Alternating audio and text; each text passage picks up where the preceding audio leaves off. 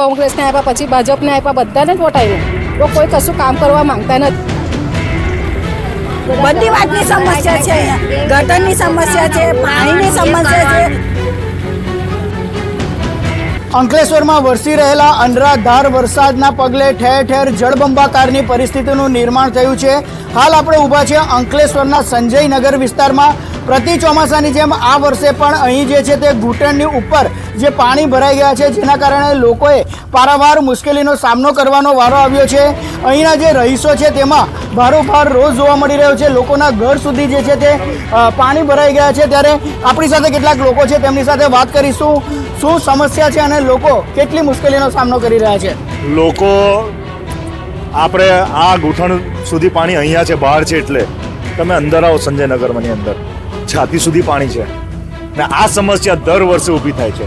ભાજપની સરકાર આનું કોઈ નિરાકરણ લાવતી નથી। નગરપાલિકામાં વારંવાર ભાજપની સરકાર પ્રજા લાવે છે।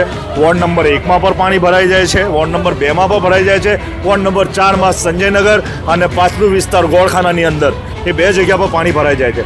પાણી ભરવાની સમસ્યા તો છે અને રહેશે જ ભાજપના રાજમાં, પણ નગરપાલિકાના સભ્યો બ્લેક કલરની થાળ લઈને, બ્લેક કલરના કાચ લઈને, બે સભ્યો સત્તાના સભ્યો અહીંથી એટલી પૂરજોડમાં ગયા છે કે લોકોની ગાડીઓ ઊંધી પડી ગઈ, લોકોની લારીઓ ઊંધી પડી ગઈ, લોકોના ઘરોની અંદર પાણી ભરાઈ ગયું છે।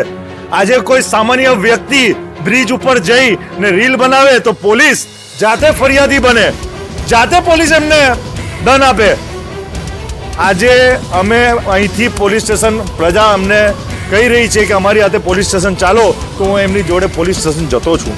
લોકો હવે જે છે તે પોલીસ સ્ટેશન જાય છે અને આ અંગે ફરિયાદ નોંધાવવાનું કહી રહ્યા છે। આપણી સાથે કેટલીક મહિલાઓ છે, તેમની સાથે વાત કરીશું શું પરિસ્થિતિ છે અને કેટલી મુશ્કેલી પડે છે। આ પાણીની એ છે ભાઈ, અમને બીજું કોઈ નથી, પાણીનું એ સમસ્યા છે, એમાં એ લોકો નિકાલ કરી આપે તો અમને નિરાશ થાય થોડીક, બાકી પાણીની સમસ્યા, બધી વાતની સમસ્યા છે, અહીંયા ગટરની સમસ્યા છે, પાણીની સમસ્યા છે, બધી વાતની। એટલે એ લોકો કામ કરે પણ બહુ સ્લોમાં કામ કરે છે, એ લોકોનું કામમાં કઈ ભલેવાર પડતું નથી।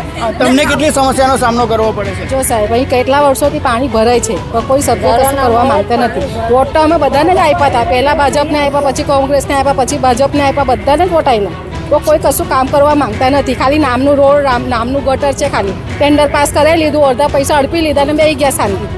અમે આટલા વર્ષોથી આમને આમ જ છે। ચાલો અમારે તો થોડું ઘેર ઊંચું બી છે તો અમે લોકો શાંતિથી થોડું ઘેરમાં બેહીએ। બેચા જે નીચે વિસ્તારવાળા, આગળવાળા લોકો છે, ઝૂંપડપટ્ટીવાળા, એમને તો ગોળ છોડીને જ જવું પડે। જ્યારે પાણી ભરાય ત્યારે એ લોકોને ઘેર છોડીને જવું જ પડે બિચારો। એટલે એમને પ્રતિવર્ષ ચોમાસામાં આ પરિસ્થિતિનું નિર્માણ થાય છે, છતાં તંત્ર દ્વારા આ જે સમસ્યા છે તેનું કાયમી કોઈ નિરાકરણ લાવવામાં આવતું નથી, જેના પગલે જે સ્થાનિકો છે તેમાં ભારોભાર આક્રોશ જોવા મળી રહ્યો છે। મારી પાછળના જે દ્રશ્યો છે તમે જોઈ શકો છો, અનેક જે ગલીઓ છે અને અનેક ઘરો છે તે પાણીમાં ગરકાવ થઈ ગયા છે।